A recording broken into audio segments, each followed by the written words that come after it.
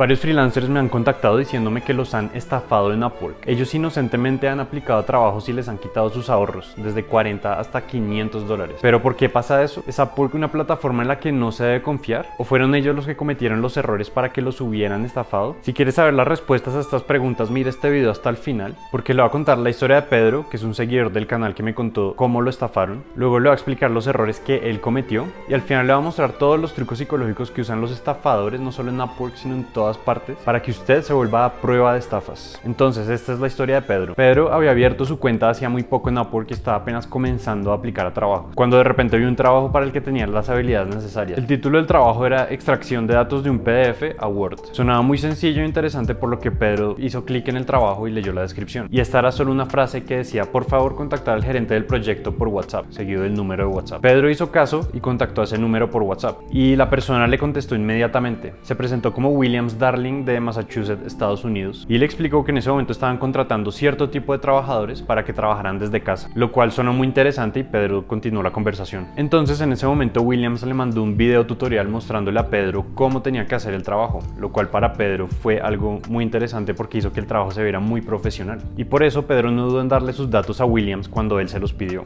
Y luego Williams le mandó un PDF a Pedro con todos los trabajos que tenía disponibles para que él eligiera el que más le gustaba. Pero ahí Pedro se dio cuenta de algo muy extraño, y es que en el PDF había un texto que decía que él tenía que pagar una suma de $40. Pero entonces Williams le explicó a Pedro que esa suma era para poder pagar por la tarjeta de élite de la compañía para que él pudiera trabajar con ellos, pero que esos $40 serían reembolsados a su cuenta. Pedro expresó sus dudas, pero Williams le dijo que igual tenía que pagar esa suma si quería trabajar con él, y que además esa suma sería devuelta al final. Entonces Pedro accedió, pero no pagó ahí mismo, ya que en ese momento se dio cuenta que Upwork había borrado ese trabajo de sus bases de datos porque este no cumplía con sus términos y condiciones. Pero Williams, ahora un poco agresivo, le volvió a asegurar a Pedro que no tenía nada que temer. Pero Pedro le dijo que no tenía esos $40 en el banco en ese momento. Entonces Williams le dijo que podía consignar solo $20, pero que tenía solo 8 minutos para hacer esa transferencia. Entonces Pedro hizo esa transferencia ahí mismo y Williams le mandó el trabajo para que lo ejecutara. Pedro lo terminó al otro día, pero Williams, en vez de pagarle el trabajo, le pidió $100 más, y estos $100 eran para poder recibir su pago. Y Pedro no podía creer que tuviera que pagar inclusive más plata para que le pudieran pagar. Además, Williams le dijo que eran ahora $2.550 lo que le iba a pagar, y a Pedro se le hizo muy raro porque fue un trabajo demasiado fácil que él terminó en una tarde, pero que solo recibiría esos $2.550 apenas le consignara los $100. Pedro dijo que él no tenía esa cantidad de plata en el banco, entonces Williams le dijo que él le prestaba $80 y que Pedro solo tenía que consignar $20. Afortunadamente, Pedro no tenía toda esa plata en el banco y no tenía nadie quien le prestara, entonces consignó un poco menos de $20. Y entonces Williams le mandó un pantallazo de una conversación que tuvo con su jefe, donde su jefe le decía que fue muy mal que le hubiera prestado plata a Pedro y que estaba en riesgo de que lo echara. Pero en ese momento Pedro ya estaba cayendo en cuenta de algo muy importante, porque le preguntó a Williams: ¿me están estafando? A lo que Williams le dijo que su empresa era completamente legítima, y además le pidió más plata porque si no perdería su trabajo por haberle prestado plata a Pedro. Afortunadamente, en ese momento Pedro ya estaba seguro de que lo habían estafado. Toda esa historia que le había contado Williams no tenía sentido, y no tenía sentido que le estuviera pidiendo plata para pagarle. Y al decirle esto, Williams tuvo el descaro de decirle a Pedro que era un desagradecido, y ya no había nada que hacer. Pedro había perdido $40 de sus ahorros y ya nunca los tendría de vuelta. Bueno, y acá acaba de aclarar que Pedro no es el culpable, acá el único culpable es el estafador que le robó la plata a Pedro, porque ni Pedro ni nadie tienen por qué pasar por algo así. Pero habiendo dicho esto, el mundo está lleno de estafadores que le quieren sacar la plata a uno en todo momento, y Upwork no es la excepción. Entonces acá le voy a mostrar los dos errores que Pedro cometió en Upwork, que si no los hubiera cometido no lo habrían estafado. El primer error fue no leer los términos y condiciones de Upwork. En los términos y condiciones, Upwork establece las buenas prácticas para usar esa plataforma,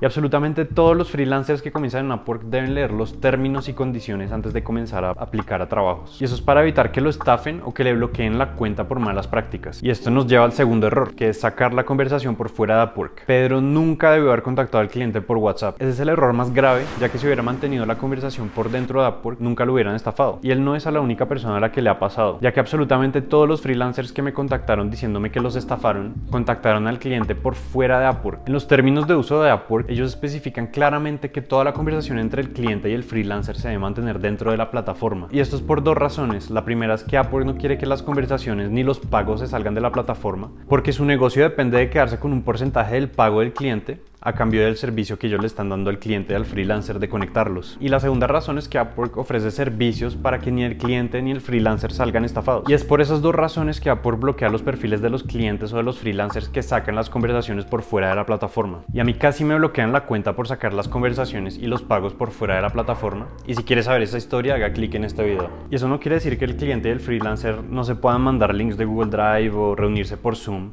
Pero lo que Upwork quiere es que usted mantenga la mayoría de las conversaciones dentro de la plataforma. Y en el caso de Pedro, haber sacado la conversación por fuera de la plataforma significaba que ya no tenía ninguna protección de Upwork. El error número 2 fue pagar para conseguir un trabajo. Eso nunca debe pasar, no solo en Upwork, sino en ninguna parte. Pedro debió haber rechazado ese trabajo inmediatamente en el momento que le pidieron plata para conseguir el trabajo. Entonces, si alguna vez usted tiene algún empleador que le está pidiendo plata para darle el trabajo, usted salga corriendo y nunca mire atrás, porque muy seguramente es una estafa o en el mejor de los casos esa persona es corrupta. Por otro lado, hay varios trucos psicológicos que usan los estafadores para sacarle plata más fácilmente, y acá le voy a explicar algunos brevemente para que usted esté más prevenido y no le pase lo mismo que a Pedro. El primer truco son los pequeños compromisos. Un estafador le hará pagar pequeños montos de plata al principio, pero no va a parar ahí. Luego le irá pidiendo más y más plata, dándole cualquier tipo de excusas. Y usted, al ya haber pagado una suma relativamente pequeña, se va a sentir comprometido a seguir pagando hasta el final. Y en el caso de Pedro, afortunadamente no tenía más plata en el banco y no tenía nadie que le prestara, o si no, quién sabe cuánta plata habría podido perder. El segundo truco se llama escasez, y es un truco que usan muchísimos estafadores diciéndole que tan solo tiene X cantidad de tiempo para hacer el pago, o que solo hay pocos puestos de trabajo y que si no le apura va a perder el suyo. En este caso, el estafador lo usó varias veces, como en el momento en que le dijo a Pedro que tan solo tenía 8 minutos para hacer el pago.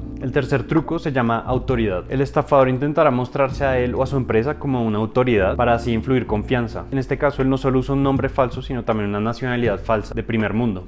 Y lastimosamente en Latinoamérica, cuando vemos que alguien es de algún país primermundista, inmediatamente e inconscientemente le damos autoridad a esa persona. Y también el estafador le mostró videos y PDFs que hacían ver a su empresa como algo legítimo y organizado. El cuarto truco se llama reciprocidad, y este es cuando alguien le hace un favor, usted inmediatamente se siente obligado a devolvérselo, y eso hace parte de la naturaleza humana. En este caso, el estafador le dijo a Pedro que le había prestado $180 y que tenía que devolvérselos, o si no, el estafador perdería su trabajo. Inclusive le mandó pantallazos donde el supuesto jefe lo estaba regañando por haberle prestado plata a Pedro. Esto le agregó muchísima presión psicológica a Pedro para pagarle la plata al estafador. Y si quieres saber más de estos principios de influencia de los que acabo de hablar, que no solo usan estafadores sino publicistas o personas del común, leas este libro llamado Influence de Cialdini. Y si llegó al final de este video, lo felicito, usted ya es a prueba de estafas. Tan solo es muy importante que recuerde la historia de Pedro, los errores que cometió y los trucos psicológicos que usan los estafadores para robarle la plata. Y le aconsejo que comparta este video a todos sus conocidos, sean freelancers o no, para que ellos también sean inmunes a las estafas y no les pase lo que le pasó a Pedro. Y cuénteme en los comentarios si a usted o a algún conocido lo estafaron y cómo fue la historia, para que no le pase a nadie más. Y si no me conocía, me llamo Daniel, soy un trabajador remoto que vive en Bogotá, y en este canal aprendemos las mejores estrategias de productividad para que usted pueda vivir una vida con intención y sobre todo con abundancia. Y nada le va a traer más abundancia en este momento que ver este video.